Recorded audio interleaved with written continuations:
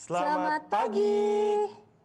Kami ucapkan selamat datang kepada yang terhormat Bapak Edmund Sutisna MBA selaku Presiden Universitas Pembangunan Jaya, Ibu Linawati Limantara, PhD selaku Rektor Universitas Pembangunan Jaya, Bapak Dr. Hendi Tanadi, ST, MT, MM, MBA selaku Dekan Fakultas Humaniora dan Bisnis, Bapak Insinyur Resdiansyah, STMT PhD selaku Dekan Fakultas Teknologi dan Desain, Bapak Fauzan Joko Sularto, Eskom selaku Pembina Prima, Bapak Ibu dosen beserta jajarannya, serta teman-teman mahasiswa semuanya. salam sejahtera bagi kita semua. Selamat datang di program orientasi mahasiswa Prima UPJ 2020, Empowering Youth Beyond the Limit. Puji syukur marilah kita panjatkan kepada Tuhan Yang Maha Esa, yang telah memberikan limpahan rahmat sehingga kita dapat hadir di tempat ini dalam keadaan sehat walafiat.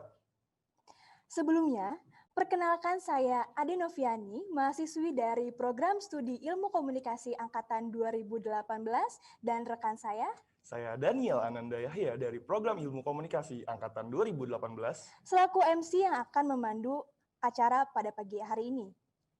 Sebelum memulai acara ini, saya akan bacakan rangkaian terlebih dahulu yang diawali oleh pembukaan, kemudian perkenalan moderator, kemudian pembacaan profil singkat pembicara oleh moderator, kemudian dilanjutkan dengan talk show yang diberikan oleh Bapak Dr. Hendi Tanadi, ST, MT, MM, MBA dengan tema Building Youth from the Inside, kemudian sesi diskusi, kemudian sesi tanya jawab, kemudian kesimpulan materi oleh moderator, kemudian diakhiri dengan penutup.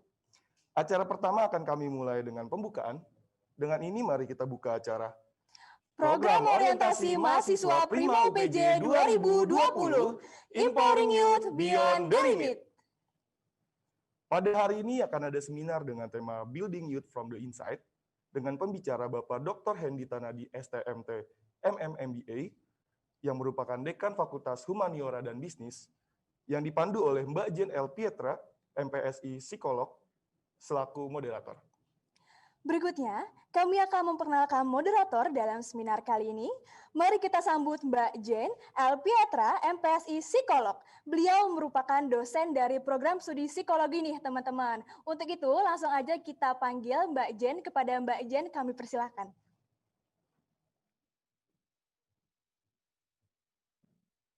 Halo, selamat pagi semua teman-teman.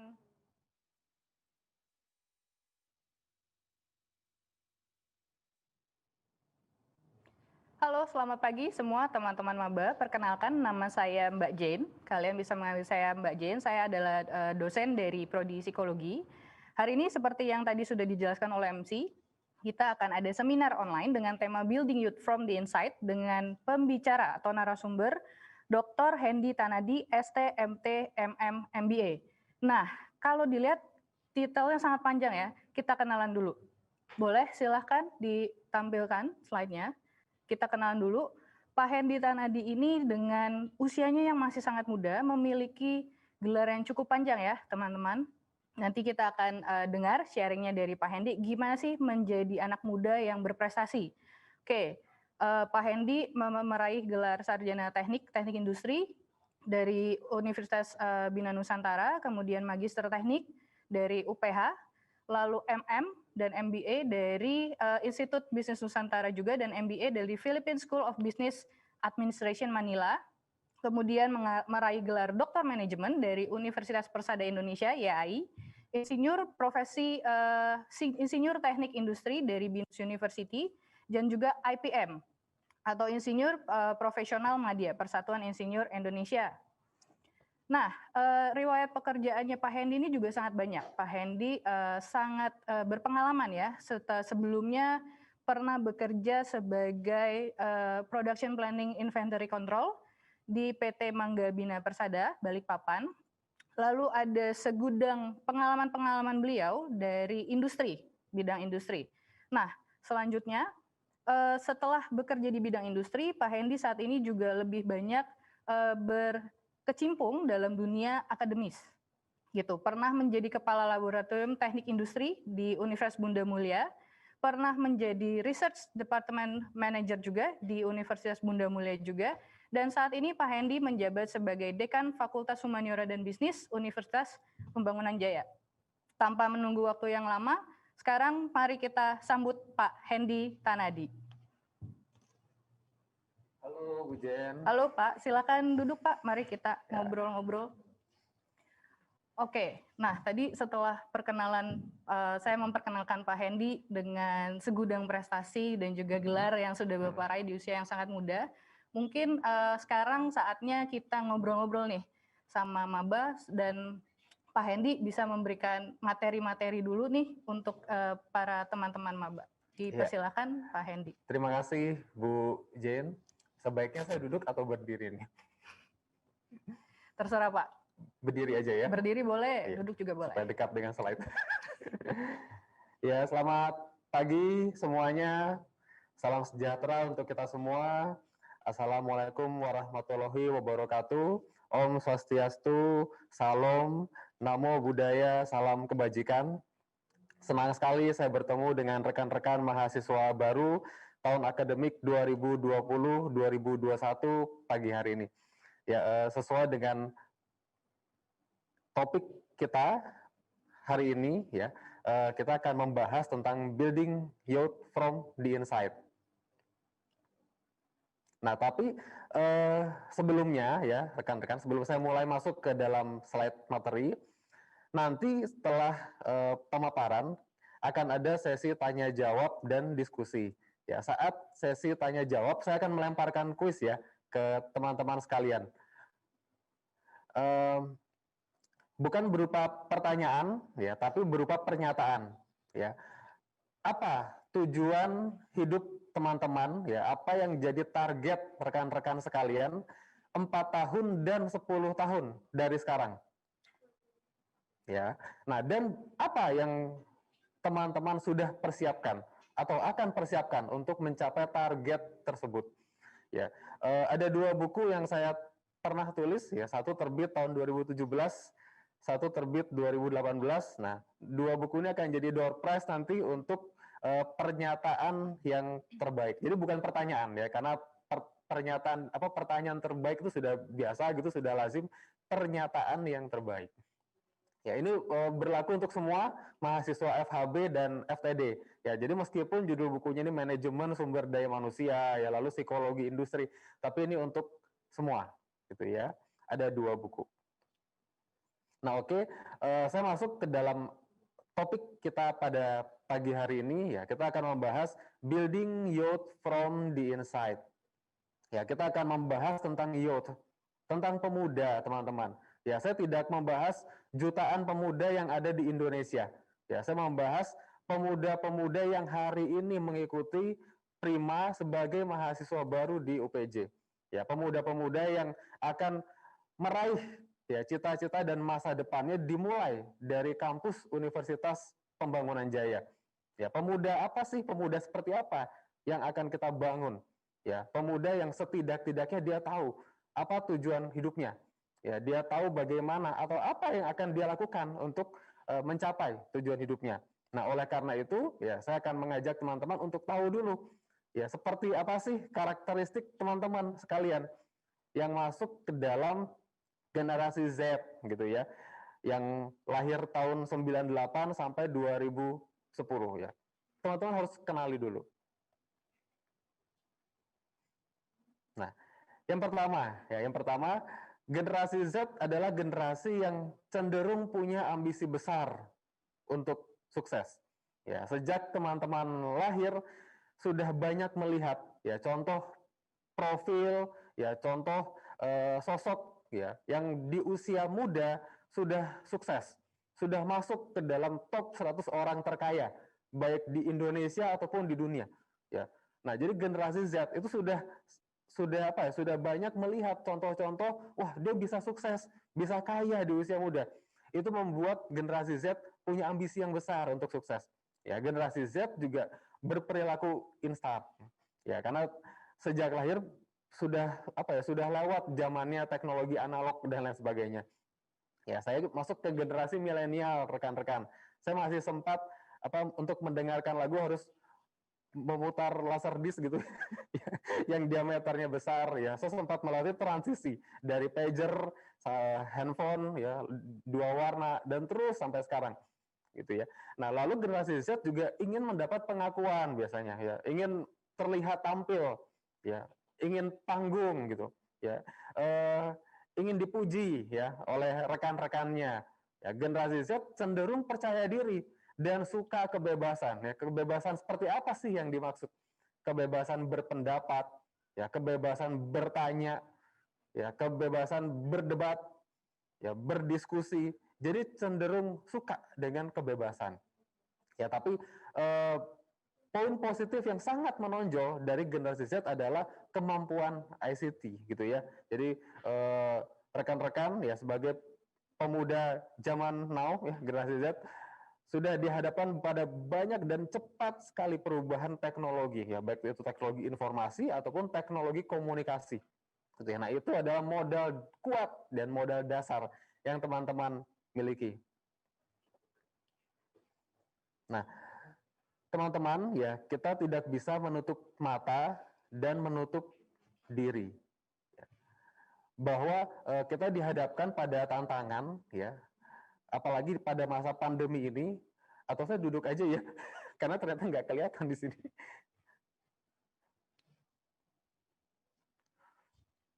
Nah, ya, ada beberapa data yang saya rangkum gitu ya. Selama masa pandemi ini 9,7 juta siswa di Indonesia terancam putus sekolah. Ya, ini suatu hal yang patut rekan-rekan syukuri ya, sebagai modal bahwa harus lebih termotivasi lagi dalam proses studinya 4 tahun ke depan ya, bahwa teman-teman adalah orang-orang yang beruntung dan harus bersyukur masih diberi kesempatan untuk melanjutkan studi ya, pada level strata 1. Lalu fakta lain adalah ini peramalan ya, peramalan. Jadi diproyeksikan ada 12,7 juta pengangguran di tahun 2021 ya. Tanpa pandemi corona pun teman-teman ya, tingkat pengangguran di Indonesia dan di dunia itu meningkat tanpa pandemi. Ya, sekarang diperparah dengan adanya pandemi.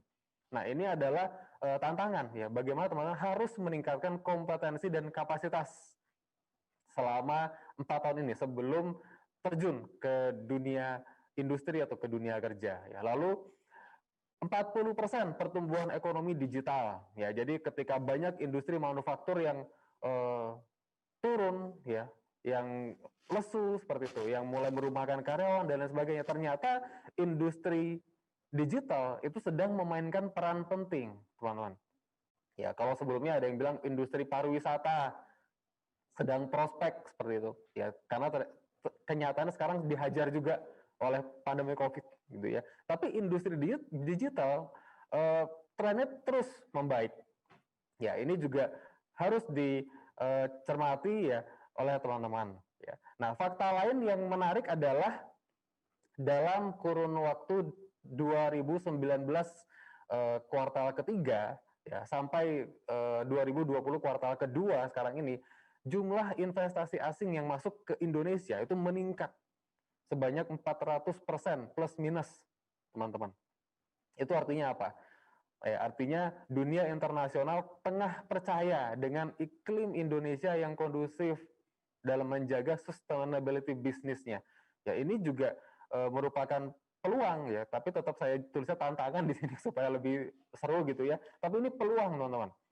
Ya, di satu sisi kita berhadapan dengan ternyata banyak loh pengangguran di Indonesia gitu ya, dan akan meningkat. Tapi kita juga dihadapkan kepada peluang bisnis-bisnis baru dan industri-industri baru yang tentunya juga membutuhkan sumber daya manusia di dalamnya ya untuk terus beroperasi.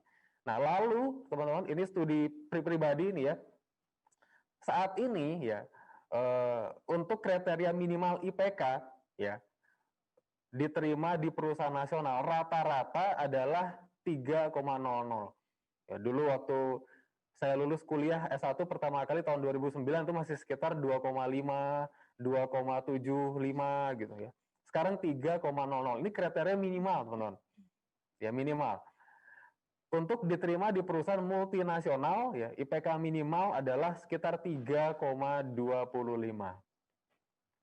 Gitu ya. Nah, 4 tahun di UPJ, please ya manfaatkan waktu ya proses pembelajarannya dengan sebaik-baiknya. Ya kumpulkanlah IPK ya. Seringkali mahasiswa bilang seperti ini, Pak, buat apa IPK? Ya, nggak terpakai di dunia kerja. Ya, tapi begini teman-teman, ya, proses memfilter IPK itu mungkin cuma sekitar 4-5 detik gitu ya. Ya, balik berkas lewat. Tapi kalau di 4-5 detik ini teman-teman nggak lewat prosesnya dari HRD, ya itu bisa ketar-ketir, bisa deg-degan. Mungkin ya 4 tahun teman-teman belajar mengumpulkan IPK, karena nanti mungkin di barter cuma dengan 4 detik proses di HRD melihat IPK. Tapi harus lewat proses ini teman-teman, baru kita bisa bekerja dan berkarir seperti itu.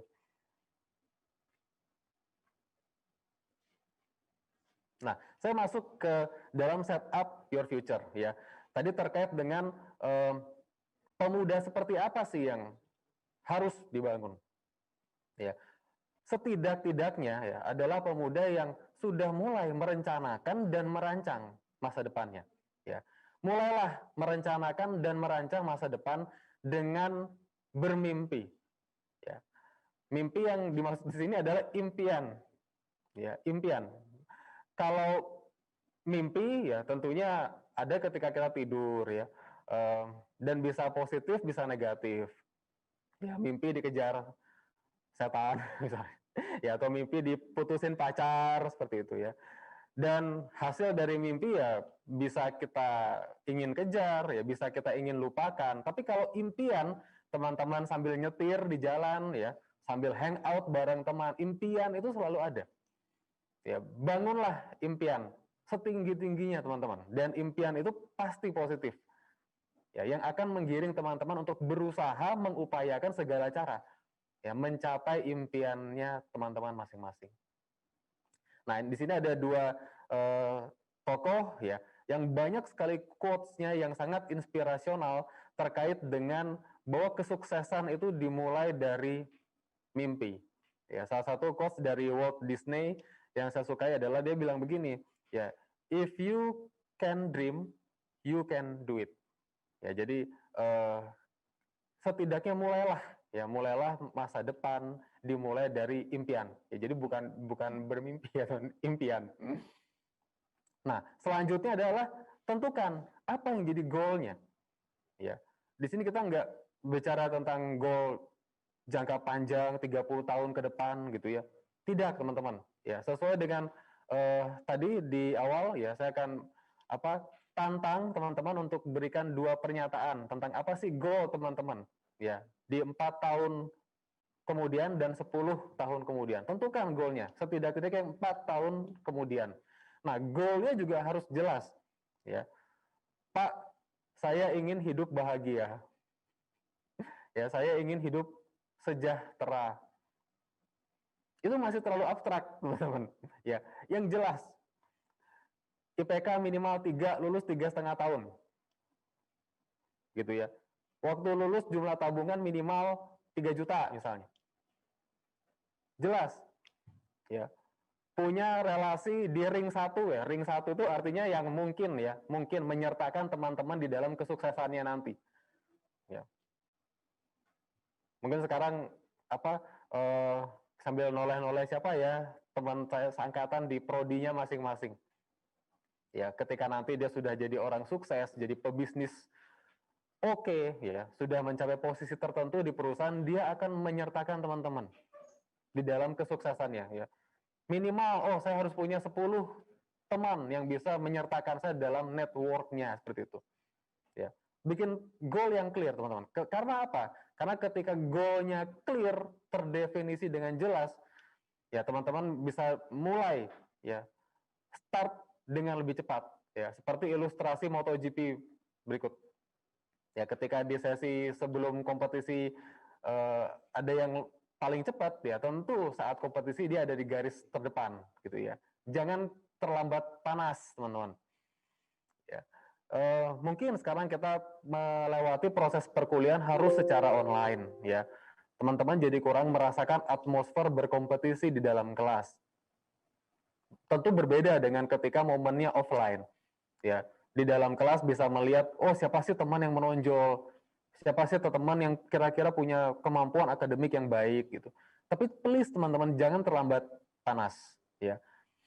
Tentu sangat berbeda apa yang akan dilewati di bangku perkuliahan dan di SMA ya. Contohnya waktu pembelajarannya tidak serigid di SMA dan lain sebagainya. Ya, tapi time management, pengendalian diri itu sangat dibutuhkan. Buat perencanaan, ya perencanaan ini ingat ya teman-teman, tidak hanya terkait dengan studi.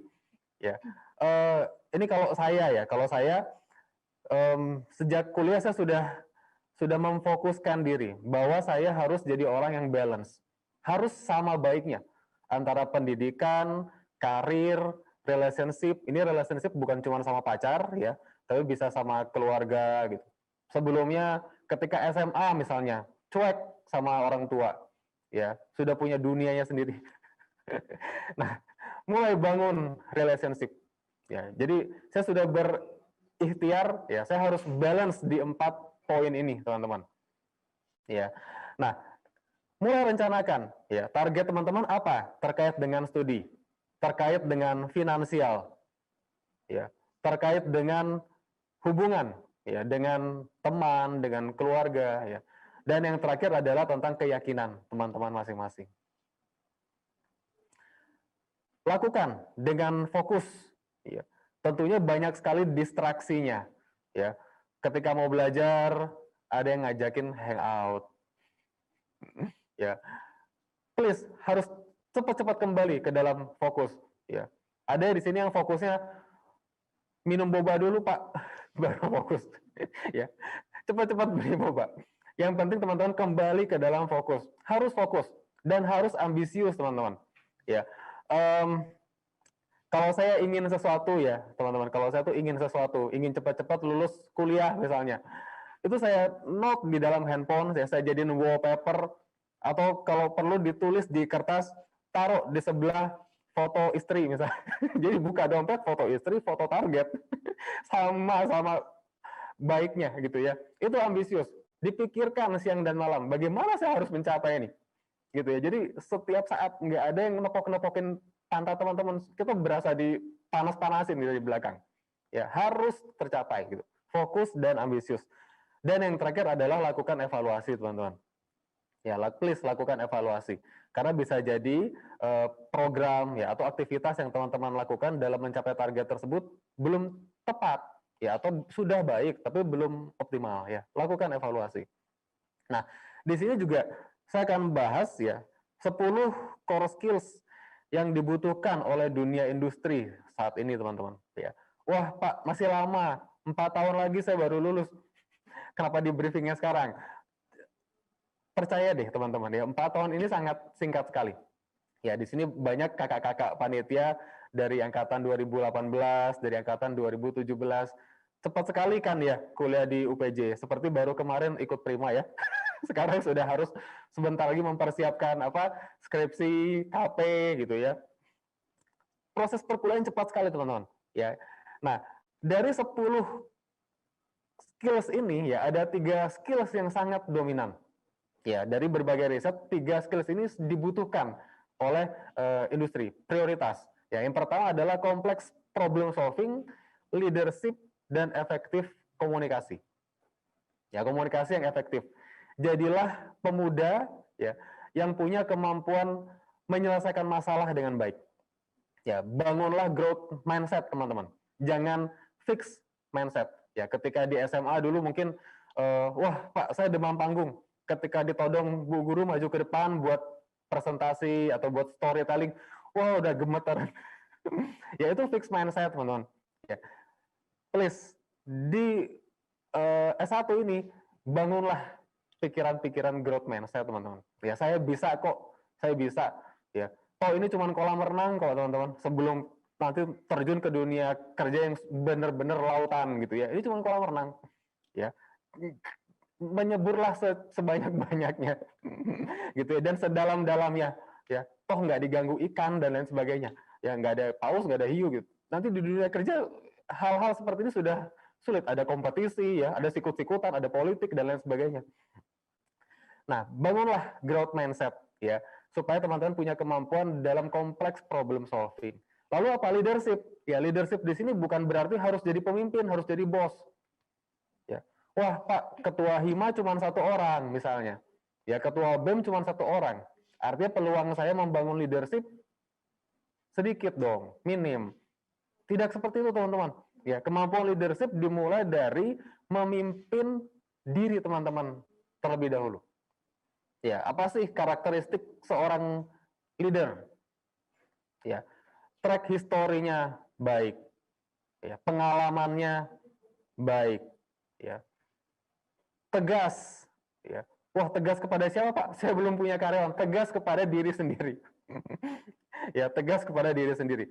Ya, kalau teman-teman sudah men-set target, misalnya ya, semester 1 ini saya harus lulus dengan IPS cum laude 3,8 misalnya.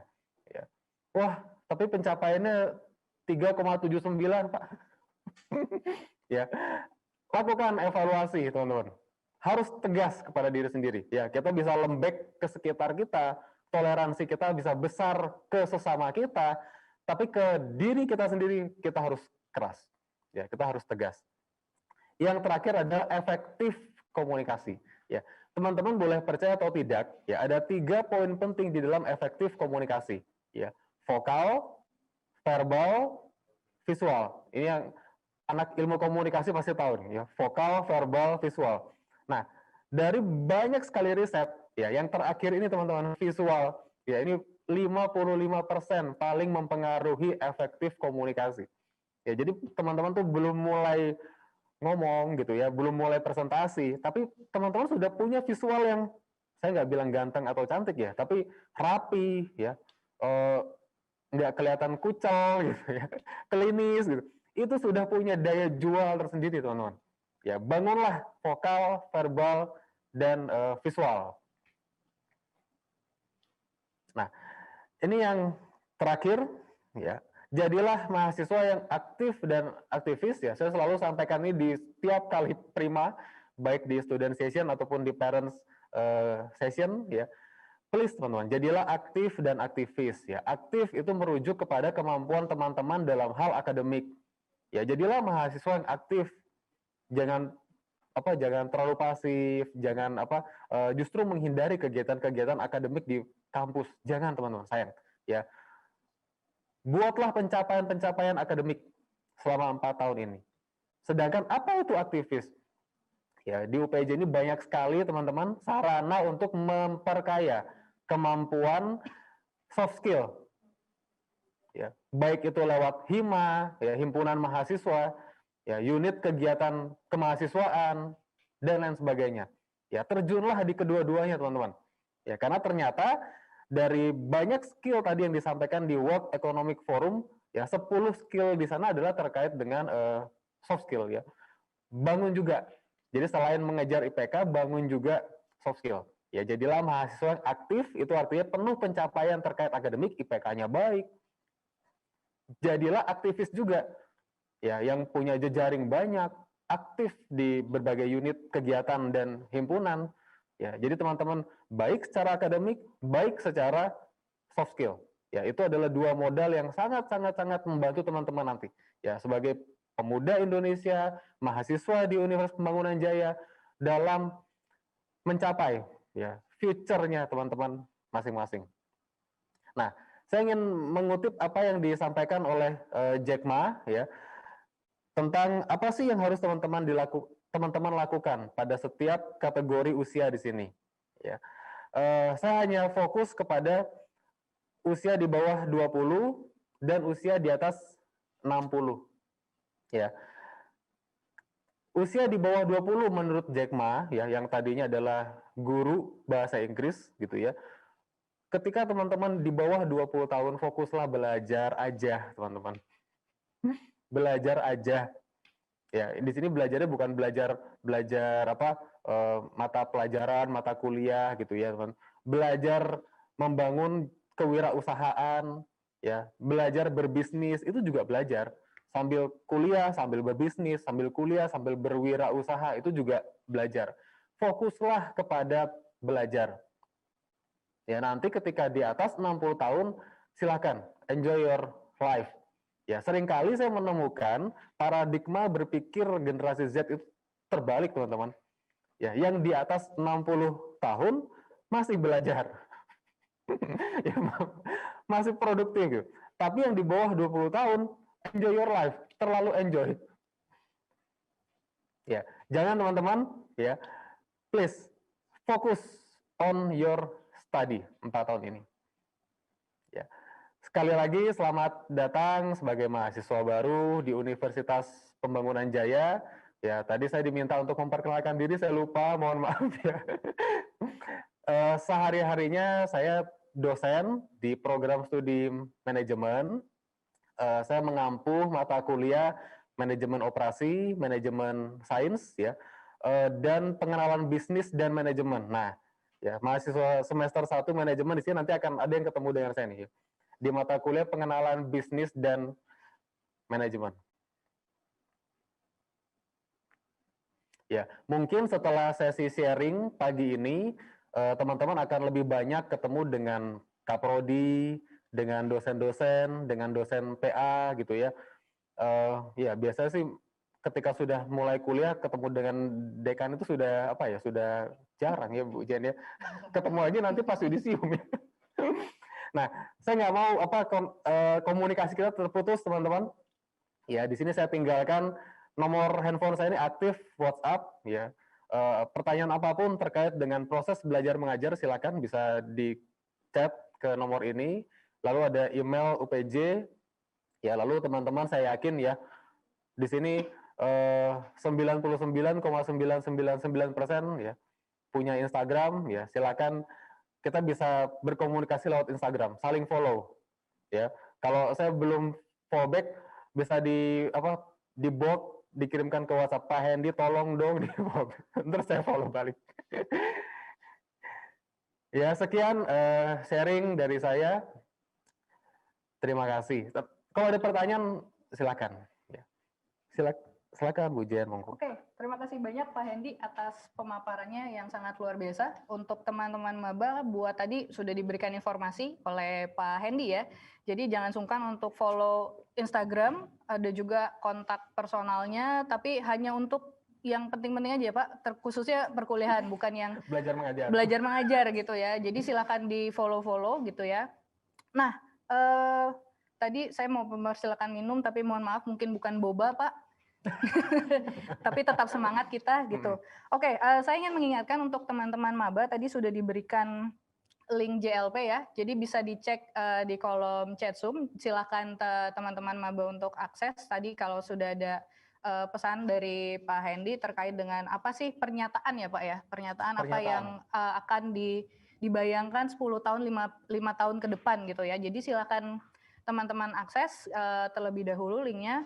Nah, sebelum saya masuk ke sesi tanya jawab, mungkin sekarang saya akan diskusi dulu nih sama Pak Hendy. Kalau teman-teman maba diskusinya nanti mungkin belakangan gitu kan. Tapi saya mau diskusi dulu. Saya akan banyak ngebahas dulu nih Pak Hendy. Kalau tadi kan Pak Hendy bilang bahwa generasi Z ya Pak ya. Kalau kita generasi Z bukan Pak? Kita milenial ya Pak ya. Milenial, Bu. Milenial. Beda tipis sih. Alhamdulillah masih milenial. Masih milenial. Jadi saya sama Pak Hendy tuh generasi milenial. Beda tipis sama teman-teman maba yang generasi Z gitu ya Pak. Enggak, kita menolak dibilang tua Pak gitu kan.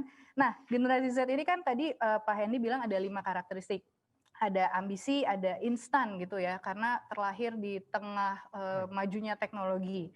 Lalu ingin sukses, melek terhadap teknologi. Nah, sebetulnya apa sih Pak yang perlu dilakukan oleh teman-teman maba sendiri di tengah gempuran dan banyaknya apa ya tadi tantangan-tantangan Pak, apalagi sekarang kan di tengah pandemi nih. Jadi untuk suksesnya tuh gimana Pak? Ya, yang pertama kali Bu, jangan punya rasa pesimis dulu. Oke. Ya, karena apa? Karena begini, di medsos, di LinkedIn atau di Instagram saat ini ya Bu, di Facebook, tiba-tiba banyak sekali ya rekan atau kolega yang sharing tentang di rumah open to work dan sebagainya. please, ini tantangan kita bersama, Bu.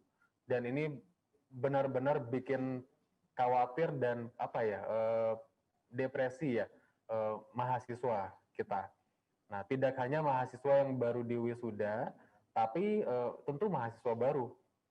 Nah, kondisi ini bisa membawa kita pada tingkat pesimis yang semakin tinggi. Nah, mulailah dengan jangan pesimis dulu, teman-teman, ya.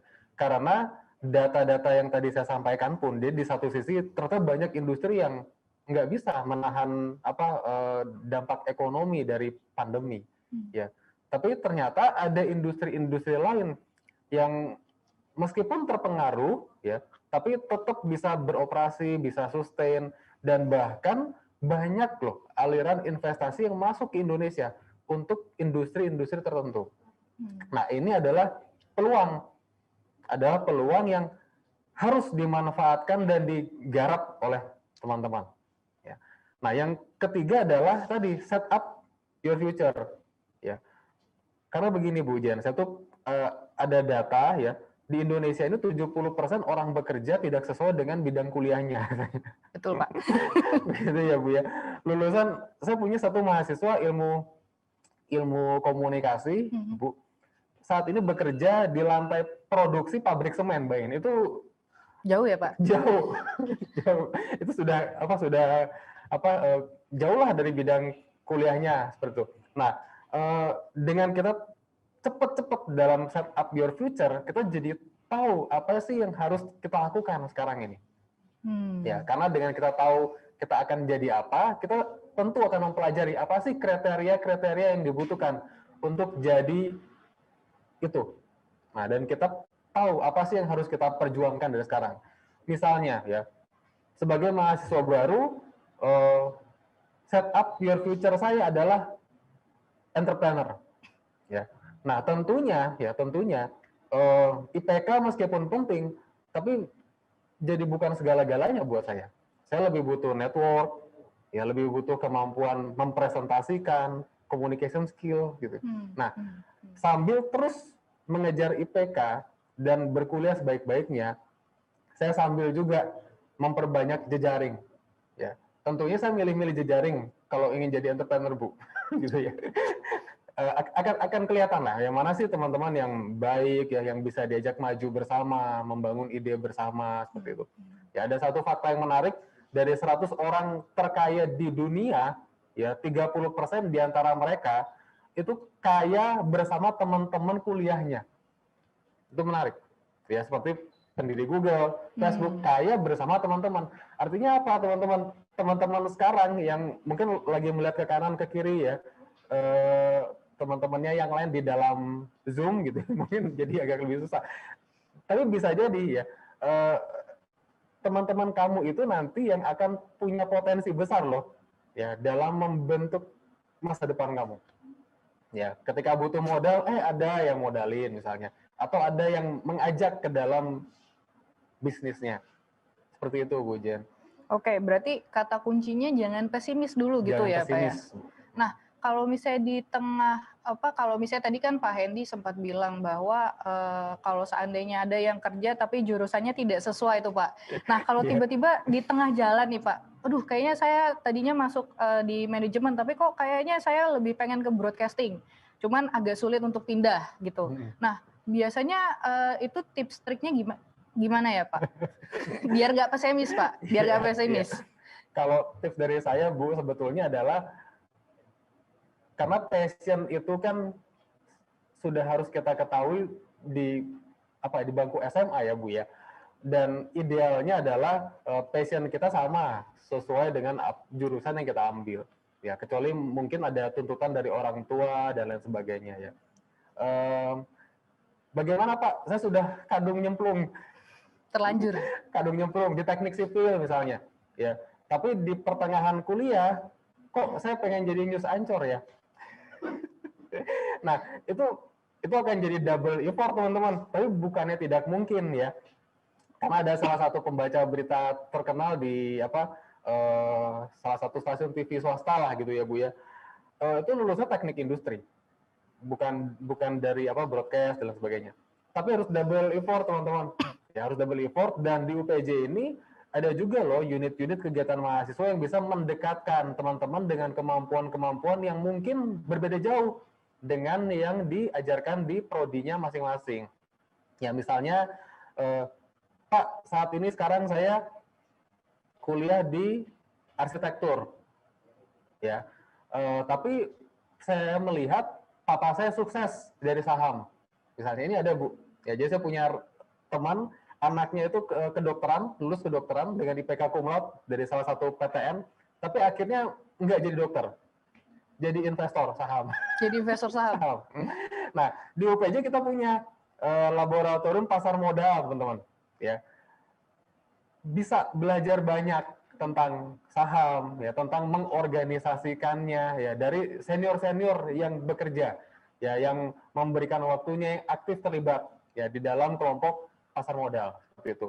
Ya, Pak, ternyata saya suka deh, ya, karena sekarang zaman now, ya, untuk mengelola akun Instagram aja 1 bulan bisa 20 juta katanya. Saya jadi tertarik nih, Pak. Saya mau jadi manajer akun Instagram. Itu ada, Bu Jen.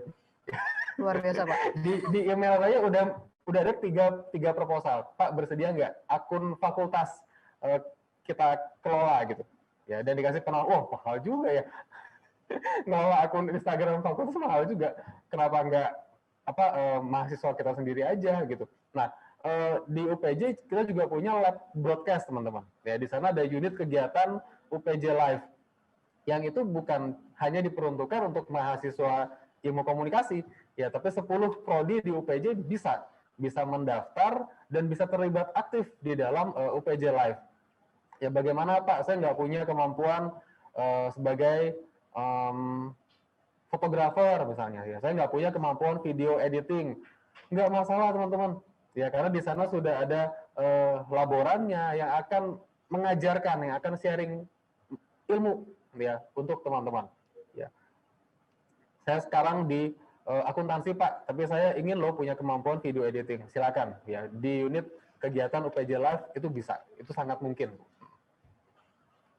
Oke, berarti memang kata kuncinya itu di tengah tantangan yang super duper, sebetulnya ya agak deg-degan juga sih ya Pak ya, bikin deg-degan, apalagi sekarang di tengah pandemi, bisa dibilang class of 2020 ini tantangannya justru lebih besar dibanding kakak-kakak sebelumnya. Betul. Gitu ya, yang masuk betul. Di 2019, 18, karena bisa dibilang mayoritas kegiatan sekarang dilakukannya online ya Pak. Online. Dan persaingan juga akan semakin ketat, sehingga sangat penting banget nih buat teman-teman maba memang untuk menyeimbangkan antara kemampuan akademisnya dan juga soft skill-nya, betul ya Pak ya? Yeah. Dan salah satu cara untuk tahu nih, tadi kan ada dikasih 5 cara nih sama Pak Hendy ya, mulai dari merancang impiannya, set up goals-nya, sampai mengevaluasi, kita perlu terlebih dahulu mengetahui potensi diri kita, gitu ya. Ketahui nih potensi teman-teman tuh kayak apa, baru setelah tahu, oh ya kayaknya saya lebih senang broadcasting, sehingga bisa gabung ke UKM yang terkait gitu.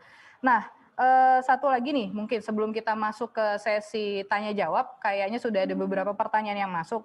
Pak Hendy tadi sempat bilang bahwa Pak Hendy adalah tipe yang ingin semuanya seimbang gitu ya Pak ya. Iya, Bu. Mulai dari ada 4 ya, yang tadi Bapak seimbangkan.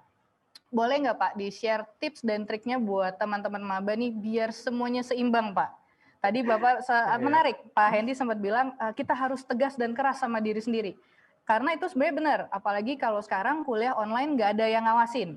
Beda sama kuliah tatap muka yang mana dosennya bisa ngoceh-ngoceh gitu ya, tugas mana gitu. Tapi sekarang semuanya online. Di satu sisi kita perlu tegas dan keras sama diri sendiri. Tapi kadang-kadang itu juga bisa bikin stres. Nah, kita minta Pak Hendy tips triknya biar nggak terlalu stres agar semuanya seimbang, Pak. Boleh di-share nggak, Pak? Supaya nggak stres, Bu Jen. Kalau saya sih es krim, Bu. Es krim, boba, es krim gitu ya. Es krim coklat. Es krim atau coklat. Iya, jadi kalau ada satu mahasiswa UPJ itu udah sudah hafal, Bu. Jadi kalau saya ke retail gitu ya, nggak menyebutkan merek, saya ke retail depan, nyari-nyari es krim, pas ketemu gitu, wah Pak Hendy pasti lagi stres. Jadi kita semua punya punya manajemen diri masing-masing, Bu Jen. Ya, ada yang cara menghilangkan stresnya dengan banyak chit chat dengan teman gitu ya, setelah ketawa-ketawa puas gitu, hilang stresnya, tapi kita harus balik lagi cepat-cepat ke dalam fokus dan rutinitas. Ya, ada yang dengan tadi es krim misalnya, ada yang dengan olahraga gitu. Kita mesti tahu lah apa yang jadi senjata kita gitu buat sejenak melupakan ke bad moodan dan kembali ke good mood.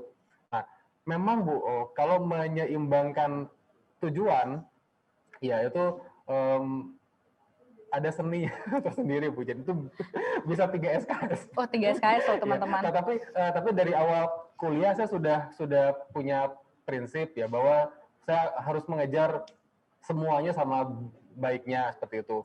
Ya, mungkin ada teman yang dia fokus kepada studinya, studi gitu. Tapi ada sisi-sisi yang terbengkalai akhirnya, gitu ya. Ada keluarga terbengkalai dan lain sebagainya. Ada yang mengejar keuangan gitu ya, tapi studinya terbengkalai gitu. Memang susah Bu, sulit ya untuk mencapai maksimal gitu. Ya, tapi menjaga supaya balance itu baik juga gitu ya. Jadi dalam usia yang sekian, karena umur itu kan nggak bisa diandu prosesnya ya.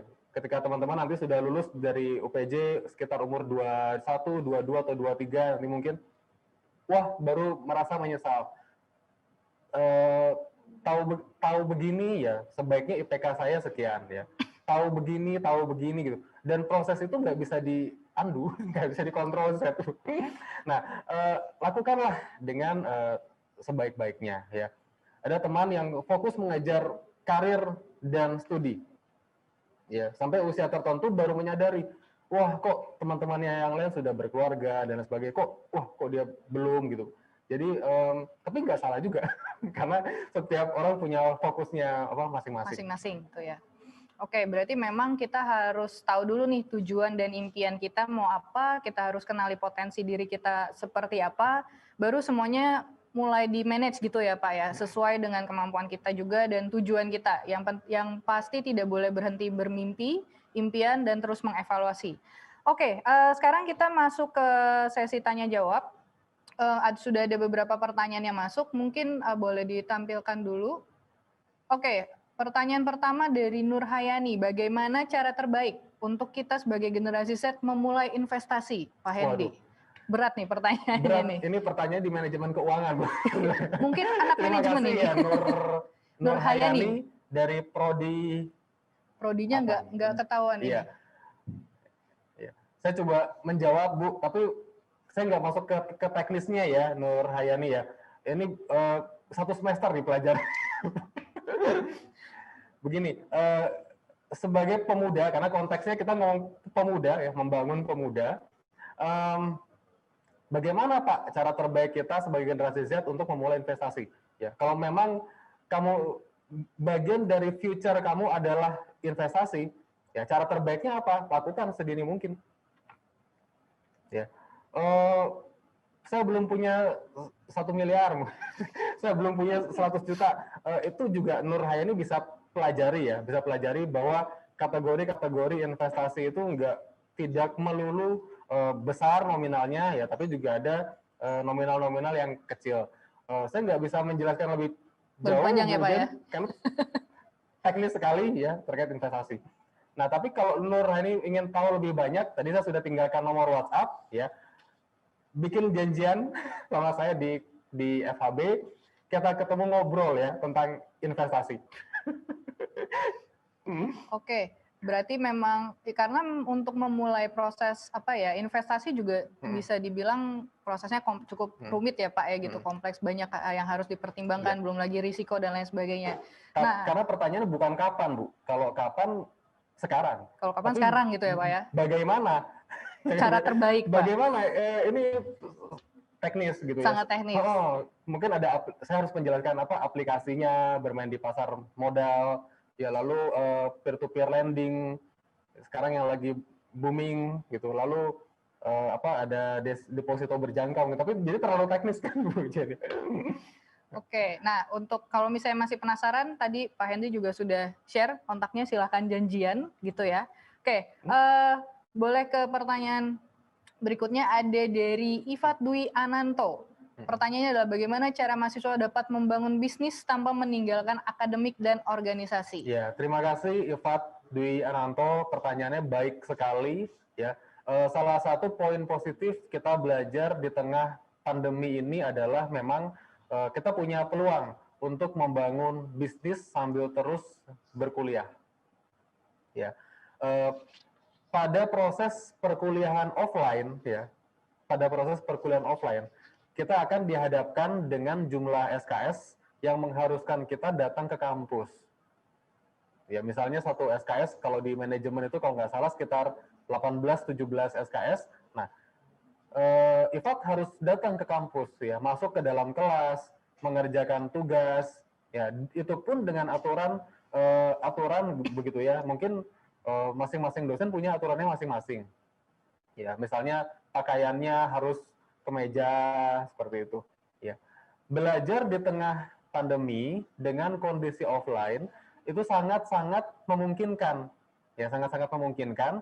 Ifat terus di rumah ya sambil belajar lewat aplikasi yang sudah nanti akan di briefing ya, penggunaan Kolabor sebagai learning management system di UPJ ya. Sambil mengerjakan tugas di sini sambil ngecekin stok barang di sebelah laptop, bisa kan ya? Di belakang adalah gudangnya, sah-sah saja ya. Dosen nggak bisa melarang itu, Ifat. Tapi kalau di dalam kelas tentu akan mudah terlewat nanti materinya. Dosen menjelaskan sambil jualan di Shopee misalnya, nanti bisa terlewat materinya.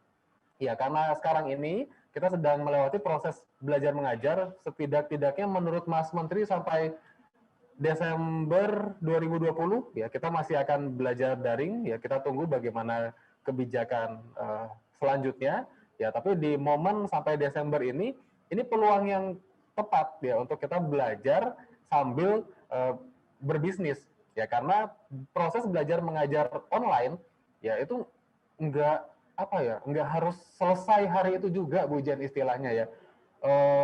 Nanti mungkin akan dijelaskan oleh panitia, itu prosesnya 1 minggu. Ya, Ifat dari prodi apa nih ya? Nah, misalnya dosen memberikan tugas hari Senin seperti itu, nggak harus hari Senin juga selesainya ya. Dan materi yang disampaikan bisa diakses terus-menerus lewat learning management system ya. Jadi itu merupakan peluang yang sangat baik Bu, 6 bulan ini sebetulnya untuk memupuk semangat kewirausahaan. Kewirausahaan ya Pak ya, sambil Iya. tanpa meninggalkan akademik di kampus gitu ya Pak. Nah, saya tertarik sekali Bu, ada satu cerita gitu ya. Jadi saya memberikan seminar di salah satu sekolah di Ambon, Nah, jadi ada satu siswa yang sharing ya bahwa selama proses belajar online kemarin ya, dia sambil belajar sambil sukses membangun bisnis catering. Bayangin Bu, praktis orang-orang takut keluar rumah ketika lockdown, dia menyediakan jasa catering ya, sambil mengerjakan, dia ceritakan sambil mengerjakan PR fisika sambil mengurus bisnis catering. Nah, dan itu nggak mungkin dia lakukan kalau pembelajarannya tatap muka. Nggak mungkin dia bawa kalkulator di kelas ngitungin omset harian, tapi proses belajar online sangat memungkinkan. Oke. Berarti kata kuncinya memang harus jeli-jeli ngelihat peluang bisnis juga ya Pak ya. Untuk sebelum memulai saya mau bisnis apa ya, nggak mungkin di tengah situasi kayak gini tiba-tiba bisnisnya bisnis yang out of the box terus toto justru malah merugikan diri sendiri gitu. Dan yang terpenting tadi Pak Hendy sudah bilang memang memungkinkan nih untuk melakukan bisnis sambil juga kuliah. Tapi perlu tetap bertanggung jawab ya Pak terhadap kuliahnya tanpa misalnya meninggalkan studinya. Kita masing-masing tahu nih alokasi waktunya, kapan kita harus berbisnis, kapan harus belajar, ada ujian dan lain sebagainya. Yang penting tanggung jawabnya itu. Oke, untuk pertanyaan selanjutnya dari M. Kavian Kurniawan, bagaimana tahap membuat bisnis baru dan saran agar tidak takut untuk memulai? Wah, hari ini pertanyaan tentang bisnis nih Pak akhirnya nih.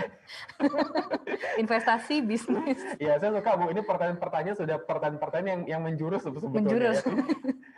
Begini M. Kavian Kurniawan ya, di UPJ kita ada satu departemen ya, namanya adalah Jaya Launchpad. Departemen ini dikelola oleh Fakultas Humaniora dan Bisnis ya. Di tahun akademik 2021 ini kita punya serangkaian program gitu Bu Jen, ada seminar, ada workshop, ya target besar dari program Jaya Launchpad tahun ini adalah melahirkan inkubator bisnis baru. Ya, harus ada bisnis yang lahir dari mahasiswa UPJ ketika dia lulus nanti. Ya, oleh karena itu tadi saya nitipkan kuesioner isian ke panitia, karena bahkan sejak masuk pertama kali ke UPJ, kita sudah harus mendata tentang bisnis yang dimiliki oleh mahasiswa UPJ, dan nanti selanjutnya adalah bagaimana caranya merangsang yang belum berbisnis jadi punya bisnis. Nah, please ya, MK Fian Kurniawan, kamu isi dengan nomor WhatsApp aktif pada kuesioner itu. Nanti akan dihubungi, ada satu sesi ya, di satu sesi ini terkait dengan bagaimana startup bisnis. Ya, ini cocok banget menjawab pertanyaan kamu. Lebih spesifik nanti kita akan membahas bagaimana sih bisnis startup, ya, dan bagaimana sih menciptakan atau membangun spirit entrepreneurship. Ya, salah satunya adalah takut memulai. Takut memulai. Takut memulai. Itu masalah klasik, bukan hanya mahasiswa, Bu, tapi kita pun juga bisa aja takut memulai ya, Bu ya. Nah, tapi kita akan bahas ya secara luas bagaimana sih caranya membangun spirit ya. Memang ada resiko. Ya, tapi dengan spirit yang baik ya, dengan pengetahuan yang baik ya, harapannya adalah jadi punya bekal yang baik ya dalam menyiapkan bisnis. Oke, berarti nanti memang akan ada sesi tersendiri ya Pak ya, dan dibahas mengenai gimana sih cara membuat bisnis baru. Salah satu yang dibahas memang terkait dengan kekhawatiran untuk memulai gitu, karena untuk memulai sesuatu yang baru memang pasti akan ada deg-degannya gitu ya, bukan yang berani hajar bleh gitu ya. Oke. Kalau saya boleh memperkenalkan sedikit, Bu Jen. Boleh Pak, ya, jadi silakan. Jaya Launchpad ini teman-teman, ini adalah unit entrepreneurship-nya UPJ ya.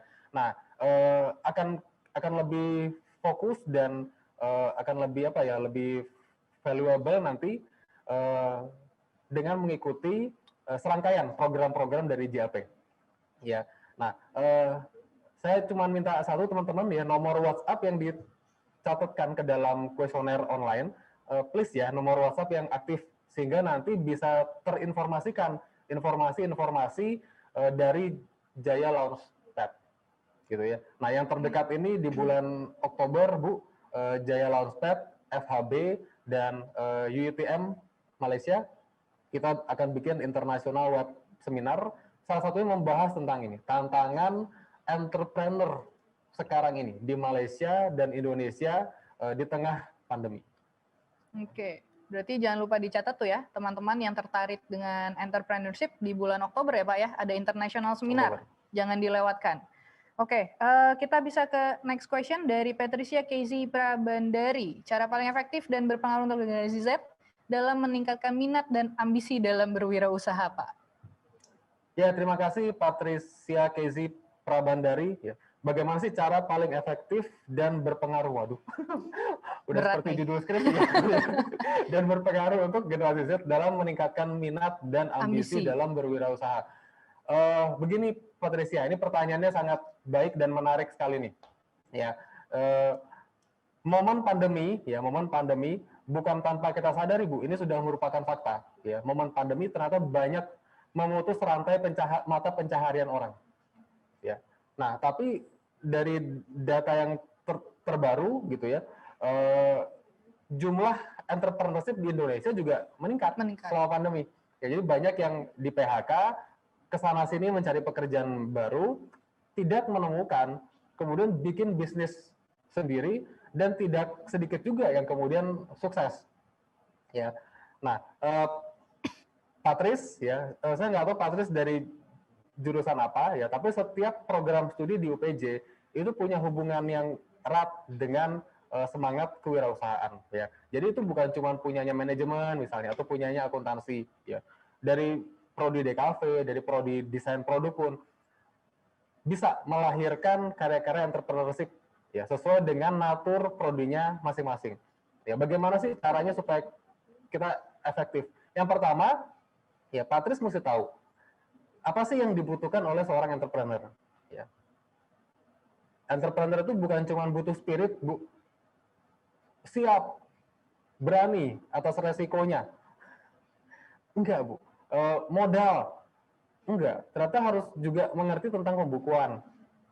Ya, mengerti tentang neraca misalnya. Ya, mengerti caranya menjual produk dan jasa kepada investor.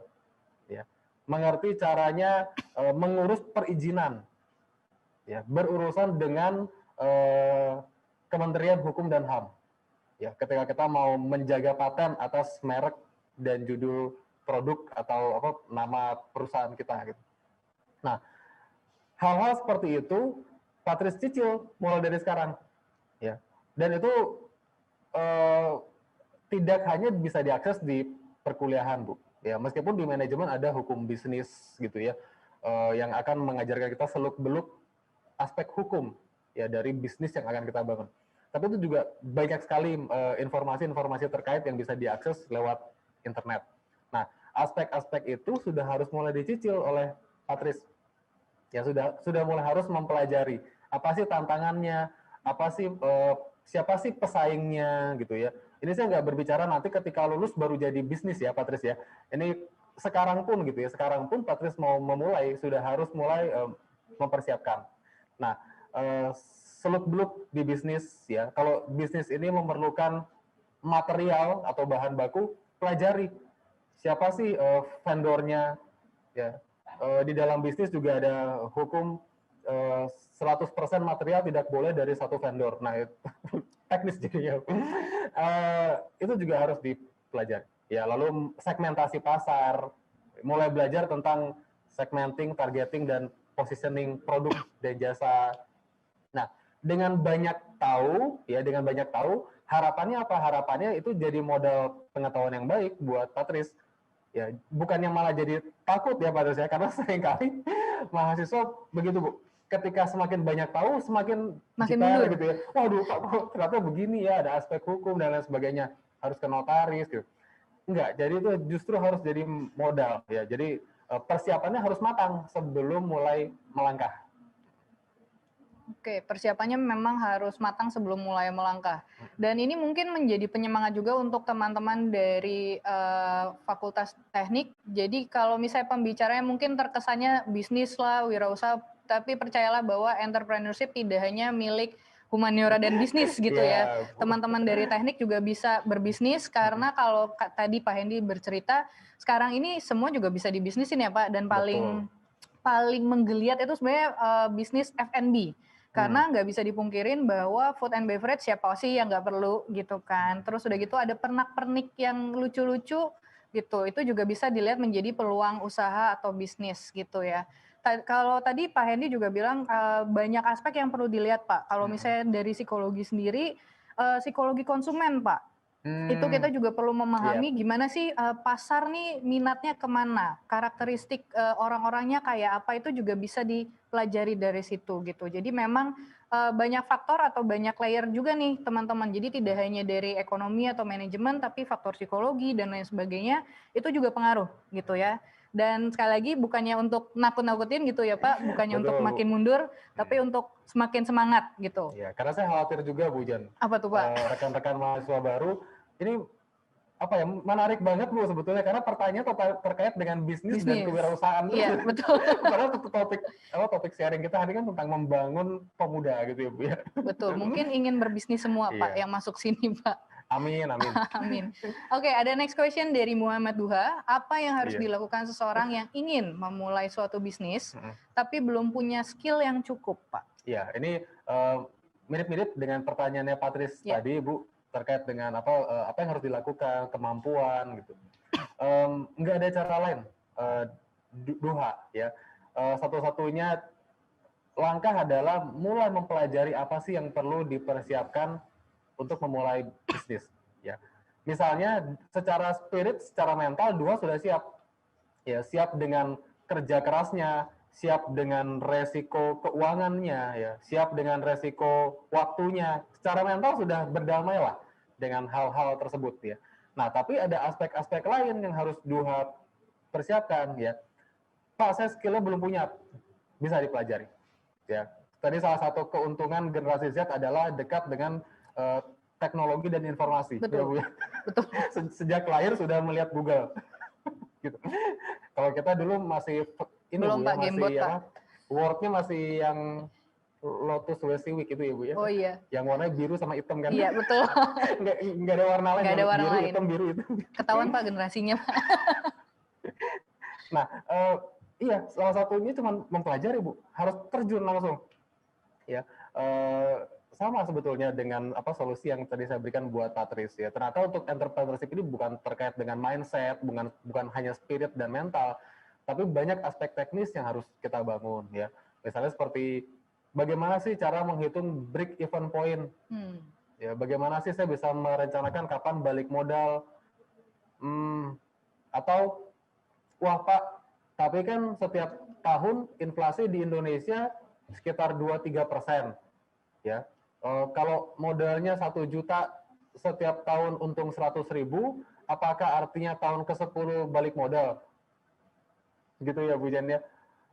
Kalau kita memasukkan unsur inflasi jadi bukan tahun ke-10. Ya, ada formulanya. Nah, hal-hal seperti ini harus kita pelajari, Duha. Ya, harus kita pelajari. Dari mana Pak pelajarinya? Ya, banyak sekali informasinya yang bisa dipelajari dari Google. Ya, bahkan seorang anak sastra pun ternyata ada Bu yang jadi instruktur kewirausahaan sekarang.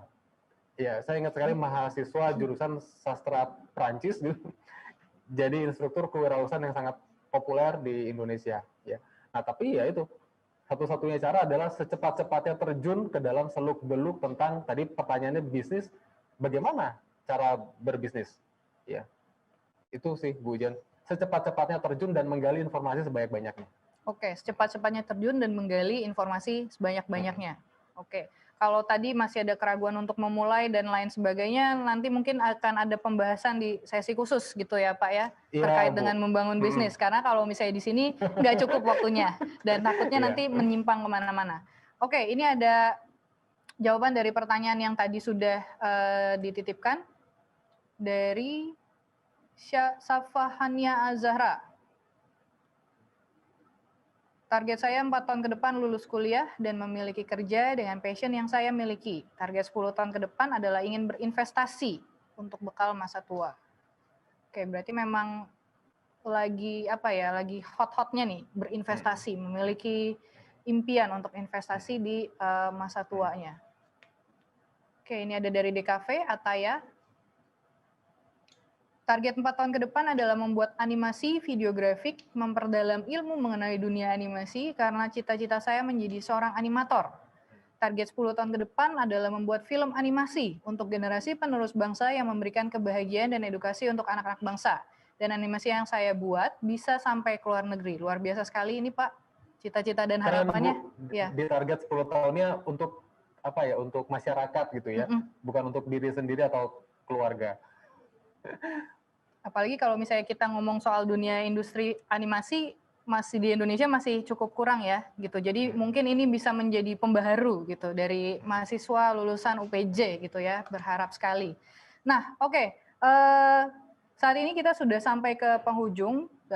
Saya akan mencoba menyimpulkan kalau tadi pembahasan dari Pak Hendy bahwa sebetulnya kita sebagai generasi milenial nggak perlu takut, nggak perlu ragu dengan karakteristik yang kita miliki. Sebetulnya selain harus mengetahui potensi-potensi yang ada dalam diri, untuk kedepannya kita harus tahu impian kita itu apa. Oke, setelah kita tahu impian kita apa, kita set up goal kita. Kita tetapkan tujuan kita. Karena kalau tidak ada goal, pasti melenceng kemana-mana ya Pak ya. Nah, untuk menjaga goal itu tetap di satu tujuan, kita bikin rencananya. Rencana A, B, C, dan D. Istilahnya kalau seandainya rencana A gagal, kita masih punya rencana cadangan lainnya untuk tetap bisa mencapai goal-goal kita. Lalu fokus dan ambisi tadi. Karena kalau misalnya tidak fokus, tidak ada ambisi, kita akan sulit mencapai goal itu. Dan yang terakhir, kita terus-menerus melakukan evaluasi, baik terhadap goal kita dan juga terhadap diri kita sendiri. Sebetulnya apakah saya benar-benar bisa? Kalau saya yakin, apa yang perlu saya kembangkan lagi dalam diri saya? Gitu. Dan itu proses itu berkelanjutan ya Pak Hendy ya, terus bahkan sampai kita tua nanti dan bahkan kalau misalnya sudah Sampai kita lulus lewat pun nanti, Bu. sampai Dipanggil lewat nanti. nanti sebetulnya teman-teman. Jadi prosesnya bisa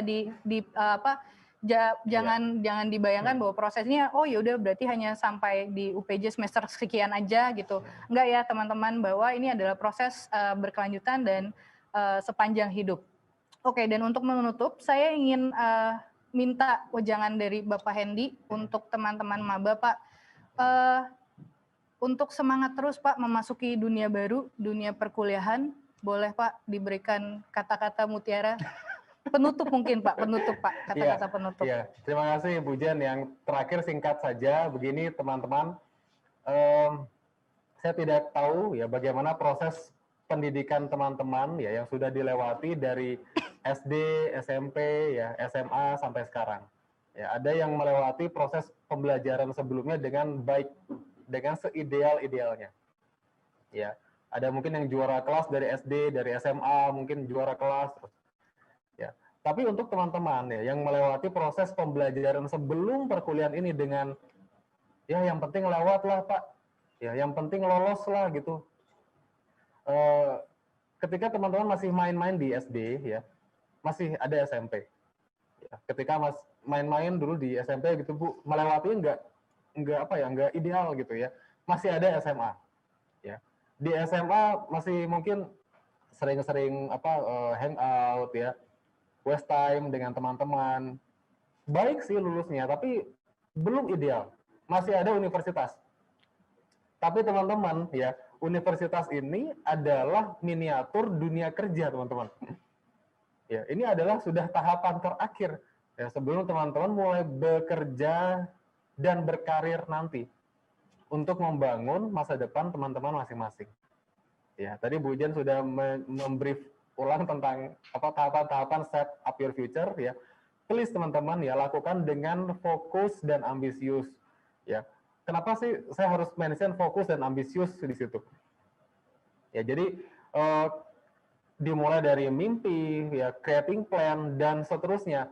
Yang tersulit selama ini yang saya lihat dari mahasiswa-mahasiswa saya adalah fokus dan ambisius. Ya.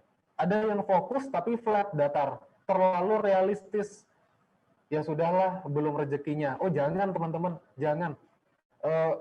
Ambisius lah, ya. Sudah mentok, ya seluruh waktu, tenaga, pikiran sudah diberikan, ternyata nggak bisa. Oke, berarti itu memang bukan bagian kita, Bu Jen. Tapi perjuangkanlah.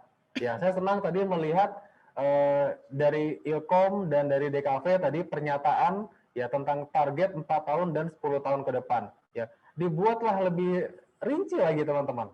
Ya, lulus tadi yang dari Ilkom lulus kuliah. Ya, dibuat lebih rinci teman-teman. Lulus kuliah dengan IPK. Ya, bekerja sebagai animator. Dibuat lebih rinci. Ya, sebagai animator di perusahaan apa? Ya, atau di kantor saya sendiri seperti itu. Ya. Dan teman-teman ya yang terakhir adalah tadi ya jadilah aktif dan aktivis ya teman-teman. Jangan takut nyemplung ke dua-duanya. Ya, jangan juga karena terlalu enak berorganisasi jadi hilang konsentrasi di akademik. Tapi juga jangan wah Pak nggak bisa, saya maunya belajar. Oh enggak teman-teman. Ya dari World Economic Forum kita sudah dapat data ya bahwa nomor satu yang dicari oleh industri hari ini adalah kemampuan membangun soft skill dan itu adanya di organisasi dan di unit kegiatan kemahasiswaan. Ya, itu aja Bu Jen. Oke, terima kasih banyak Pak Hendy atas closing statement-nya. Jadi diingat ya teman-teman, fokus dan ambisi jangan dilupakan gitu. Oke, saya boleh minta tepuk tangan untuk Pak Hendy, tepuk tangan virtual ya, gitu kan? Boleh kan di aplikasi Zoom-nya. Oke, gitu. Oke, teman-teman, terima kasih banyak atas atensi dan waktunya. Sesi kita sudah berakhir, sayang sekali gitu kan, kalau bisa lebih panjang kita panjangin gitu. Tapi acara kali ini akan saya kembalikan lagi ke MC.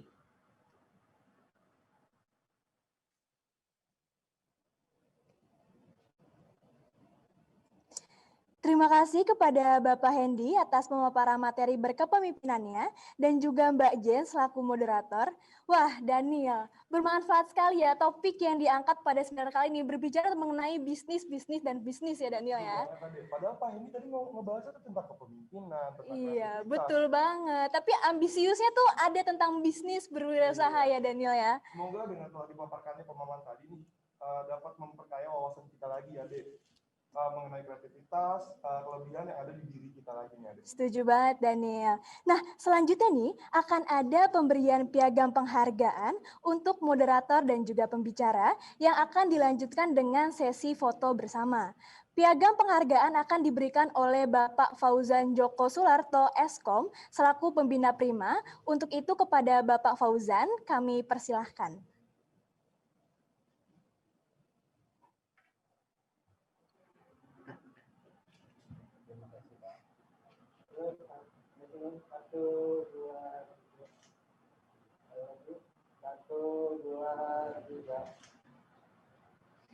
Terima kasih, Pak Fauzan. Oke, tetap di sini, Pak. Di tengah. Saya di sini. 1, 2, 3. Lagi. 1, 2, 3.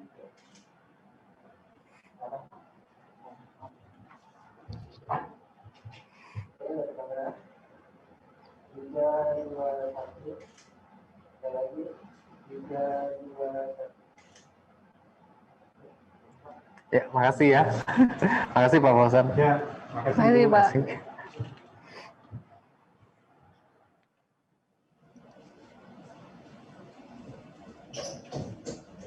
Terima kasih Bapak Fauzan, Bapak Hendy, dan juga Mbak Jen. Tidak terasa kita sudah sampai di penghujung acara. Sekali lagi terima kasih kepada Bapak Hendy, Bapak Fauzan, Mbak Jen, dan teman-teman sekalian.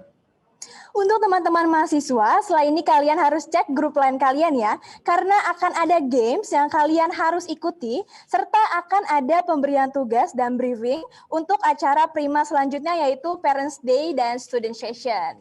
Saya Ade Noviani dan rekan saya, Daniel Yahya, pamit undur diri, sampai jumpa di kegiatan Prima berikutnya. Prima PJ 2020, Empowering Youth Beyond the Limit.